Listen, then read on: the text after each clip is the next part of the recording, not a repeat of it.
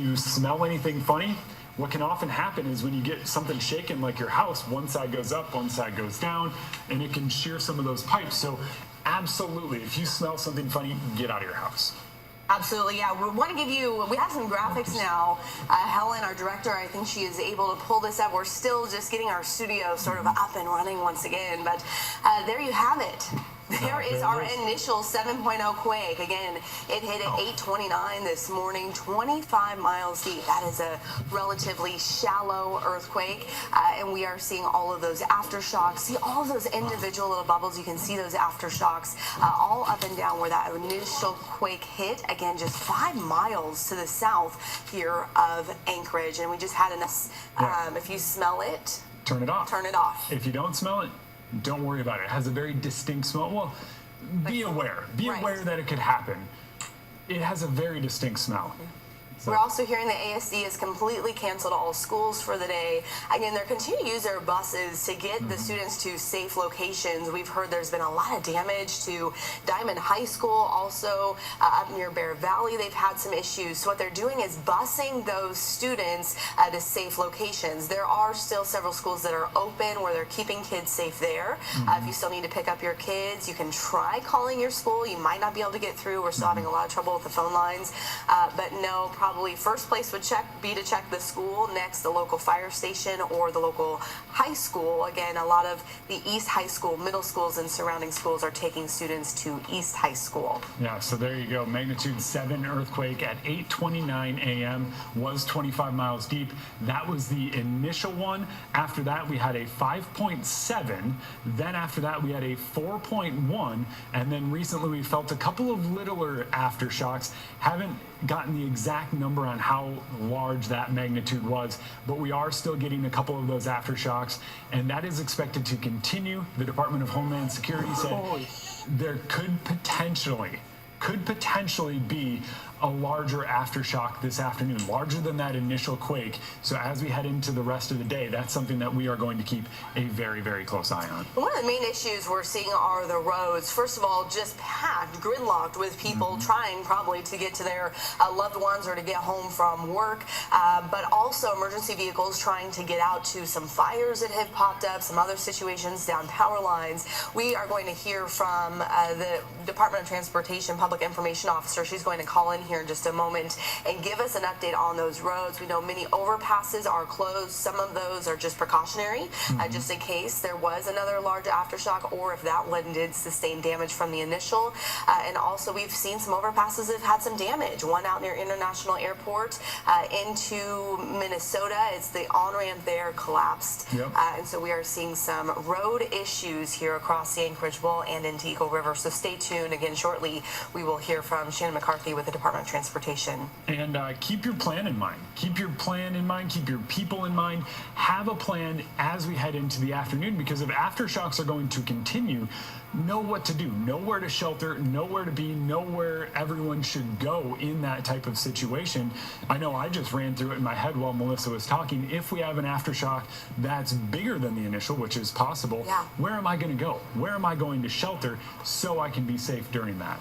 Absolutely. And if you were watching earlier, we saw the damage within the newsroom that is continuing to just reveal itself here through the morning as we are continuing to see ceiling tiles come down, monitors come down.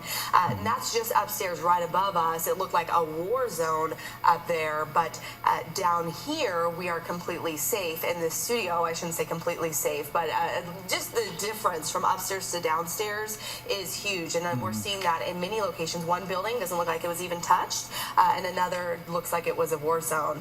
We do have an update, I believe, from... So we have Sarah Sanders, the White House press secretary, says that the president has been briefed about our earthquake and will be assessing damage and releasing a statement later. So. All right. And we're hearing from Bear Valley Principal Brian. What was he saying? Okay, so at Bear Valley, there was some significant damage, and they have a gas leak there. They're evacuating students. I was actually just doing a weather talk Safely there a couple evacuated weeks. there. Yeah, safely evacuated. They're busing those students to Fire Station 10, I believe it is, just down the road. So if you are watching and you have not made contact with your students at Bear Valley, look to Fire Station 10. There you go. So a lot of those schools being bused elsewhere. If the school has sustained damage, those kids are being taken elsewhere so they can be picked up later and everything will be safe. Because as you heard with Bear Valley, it might not just be the structural damage, it might be something like a gas leak. So they are taking the kids out to make sure they are safe. So this is a safety precaution that the Anchorage School District is taking to keep all of those kids safe. And it's a school by school basis. So we'll continue to keep you updated on Twitter, on Facebook, ktva.com, and of course right here on air as we hear any updates. We're going to stay on air with you through this event. We'll continue to give you updates as they come in. Again, if you're just joining us, it was a magnitude 7.0 quake that hit at 8:29 this morning. That was 25 miles deep, just 5 miles south of north of Anchorage, excuse me. As I say that, that gives me chills. This is what we prepare for. I had this graphic ready to go in case we did have an earthquake here, but you don't expect to happen. Even though we prepare for this, the schools prepare for this, my students and kids prepare for this, you just still don't anticipate it, and it hits. You can't know when it's going to hit, so you have to have that plan in place, know where you're going to stop, drop, and hold wherever you are. Again, looking for a counter like this. If another earthquake hit and we were in the studio, I'm going right under that desk right there, because even though it doesn't seem that sturdy, Helen, I want to show, if we can, behind us we have this desk. It doesn't look like it would maybe support us. I'd be a little bit nervous about it, but it's my only choice in here. So you go straight under, and then of course always know where your emergency exits are. Yeah, so that's big. That's really big. We have an update coming in from Providence. If you give us just 1 second, we'll give it to you. All right, they are open after the earthquake. So any sort of medical attention, Providence reported no injuries at the hospital at this time. So nobody at the hospital during the earthquake sustained any injuries. So any additional injuries, isolated damage in the hospital, some isolated water leaks, but that's about it. So the hospital is open for business right now. Okay, so all elective surgeries, if you had that scheduled for today, those have all been canceled. We also heard from a nurse at Alaska Regional who was in the hospital on the second floor at the time, and it was a scary situation there. Some stuff falling from the ceiling there as well. So many buildings. Alaska Native Medical Center is also open. So again, we know for certain Providence and Alaska Native Medical Center are open. Have yet to hear from Alaska Regional where they did sustain some damage. So we're getting some fresh batteries here. Yeah, so we're here with batteries just in case something happens. So we'll keep those around just in case we need them. This is going to be one of those situations where we have batteries because we are going to be here with you. Yeah, it was a scary situation. Again, at 8:29, a lot of folks had to work at that time. They had to drop their students off. And again, that's when that quake happened, a 7.0. That is the largest quake we've seen since 2016. I believe that one was a 7.1, January of 2016. But that was further to the south. That was not right underneath us, and it wasn't this shallow. And that's why we did not see much damage with that quake, where this one, we're seeing some pretty widespread destruction. Again, some major road issues. We've had even some overpasses. I haven't heard of any overpasses collapsing, but we have had at least that one on-ramp, International in Minnesota, collapsing. We've had some fires start, obviously some gas leaks, some water leaks, all the things that you expect to happen with an earthquake. And the Eagle River overpass did sustain damage. We will have the Department of Transportation on. Yeah. Okay, there we go. Let's try. Yeah. We're going to try and check in here with Shannon McCarthy with Department of Transportation, Public Information Officer. Shannon, can you hear us? I can hear you, yes. Okay, so can you just give us sort of a briefing of what we're seeing here across the city? Well, we do have damage to all of our Priority 1 roads. So we have damage on the Glen reported, we have damage on the Seward reported, and on Minnesota Drive. Okay, so we've had reports of damage to an overpass on the Glen. Can you verify or let us know if that's correct? That is correct. From what I understand, it's the southbound Glen at Eagle River. It has damage to it. We have our crews on scene. They're taking a look at it. We also have damage reported to the Palmer exit at the Glen and Parks interchange. The Palmer exit is closed. There's just too much damage. We have a gap in between the abutment and the bridge. Then we have vertical and horizontal cracking across the road. And then, of course, new Seward New Seward Highway. I've heard some reports in town, nothing major compared to the rock slide we're getting just south of Potter's Marsh. Now, what about Minnesota and International? Yeah, we had a partial collapse of that interchange. I'm sure you've seen pictures, pretty dramatic. Yes. And then we also, just a little further south of that, we also have a report around the 100th and Diamond area of the subgrade sloughing off. So we have everyone that's available is in the field taking those assessments and reporting back to us. And we also have folks that are inspecting every state facility in terms of every building as well. Okay, so assuming your recommendation would be for people to stay off the roads if they're able to do so. Well, right now, a lot of people are getting their kids and they're trying to make their way home. We're getting reports of really slow moving traffic. We're encouraging people that whenever you see an intersection that has either blinking yellow or completely black, treat it as a four-way stop and be patient with everybody. We're all in this together. Okay, and where would you say, is there any place that people need to completely avoid where there's just a really hazardous situation? I imagine the rock slide in Eagle River. The rock slide on the Seward Highway, definitely avoid that area. We have folks that are actually actively removing rocks, but with each aftershock, it's bringing more rocks down. So we want people to be safe, not be in that area at all. So we're working that actively, and obviously we'll have workarounds for all of these different situations. We're putting up a website that people will be able to access, and we're going to be updating every hour today. All right. Well, Shannon, I have one more question for you. So as we get aftershocks into the afternoon, if somebody's in their vehicle, what do you guys recommend they do in the wake of one of these aftershocks? Well, many times when you're driving a vehicle, you aren't even aware that it's an earthquake. Actually, this morning I was meeting someone over here at Anchorage Maintenance Station. You've been watching live coverage from KTVA, that's our affiliate in Anchorage, Alaska. They were knocked off the air this morning by that 7.0 earthquake, and they've been guiding us through the damage first in their newsroom and then the damage in the surrounding areas. A few remarkable things happened. As the phone lines came back on, calls started pouring in. One of the reporters there, John Thompson, picked up a call from a woman looking for information on her own family. He didn't have it for her. As more information comes in, schools are closed, roads are closed, the airport is closed, and we're going to have much more information on the damage in Alaska and what to do next. Coming up in our next hour, you're watching CBSN.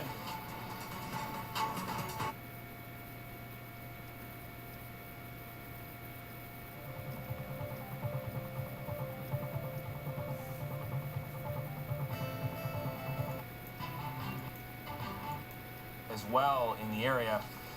The offices of our own affiliate KTVA is among the buildings damaged. They're actually knocked off the air initially, but through Facebook Live have been offices of our own cafe, light swinging. It was hours ago. What you're looking at now is the scene inside a buckled by the quake. Uscombe, who is in Anchorage, was in Anchorage, and has lived there for a while, was there at the time of the earthquake. Take a listen. But a number of roadways have buckled, travel very difficult in the area, and obviously we're waiting to find out if all folks are safe right now. All these reports still coming in. Joe Vigil from KTVA, our affiliate there in Anchorage, joins us now. Joe, give us an update. Boy, Jeff, that was a heck of an earthquake. I mean, this thing hit hard, it hit fast, and did a lot of damage. Let me show you. So this is the newsroom. There's things strewn all over the place, trying to get the information out to the people.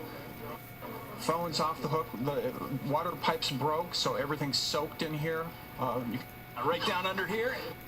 All right, Joe, stand by all the time. But this has been the worst since 2016. How that one was over a 7, but that was farther offshore and it was deeper. So the reason why you're seeing so much damage here today. And that's what the governor has been talking about online as well. He's asked for a disaster declaration. All have seen in the city of Anchorage. It is Alaska's largest city. Of course, so many of the pictures coming in are about the roadways, and that's what the governor has been talking about online as well. He's asked for a disaster declaration already because of those roadways. They're checking bridges right now. There are those on and off ramps, as you guys were talking about, in terms of getting to and from the airport. We also know that Ted Stevens did have to evacuate its air traffic control tower, so they're trying to divert planes away. There was a scary moment that was caught on audio when air traffic control actually had to tell a FedEx plane to go around as the earthquake itself was occurring. We've been told there's some minor damage to the airport, but the bigger damage is to those roadways around the airport itself. We have no word right now as to the extent of damage to the runways at the airport, but as we continue to monitor these pictures, Jeff, of course, there's just more and more damage coming in, and we'll keep you up to date. All right, Jamie, thanks very much. Yeah, one of the big concerns in and around Anchorage this afternoon is going to be emergency responders, especially trying to get to places, because there are areas that are now just cut off because roadways have buckled and some roadways have collapsed. Also on our streaming network, CBSN and you begin to wonder, okay, so is this going to get worse, or is this going to kind of even out? Wow. Yeah, we're seeing now it's a 7.0. To tumble off of mantles and bookshelves, and you begin to wonder, okay, so is this going to get worse, or is this going to kind of even out? So I will go into my office at the University of Alaska Anchorage later this afternoon and kind of see what kind of the mess is. There be more damage downtown than there is in South Anchorage, where I am. And the other interesting thing is the tsunami warnings, which the idea of a tsunami coming out of Cook Inlet, which runs up the coast to Anchorage, that's a very unusual thing for us. An unusual thing and concerning? The inlet, which is like a funnel towards Anchorage, it seems to be pushing down. That's good news. So what does the day hold then for you in the aftermath of a 7.0 earthquake? So, well, among other things, the first thing I will do when I'm off with you guys is check my email and see what 50th anniversary of that was 1964, a few years ago, which means, we're kind of counting down to the next one. So this, and while it's not, 7.0 is not 9.0, but it was plenty big enough, and more importantly, today's Anchorage is a lot different from Anchorage in 1964. There are 5 times more people here. There's a lot more development, and so I suspect the damage, certainly in terms of whatever the cost estimates are to fix it, are possibly going to be as high, if not higher. Wow. And what kind of, politically, are there conversations about earthquake-proofing Anchorage? Is it a place where, as it grew, the building code required people to take steps to ensure safety? Yeah, so in terms of construction and that sort of thing, we have some very robust guidelines. So in 18 years at the university, I've seen a number of buildings built from the ground up, and when you see that metal frame go in with the big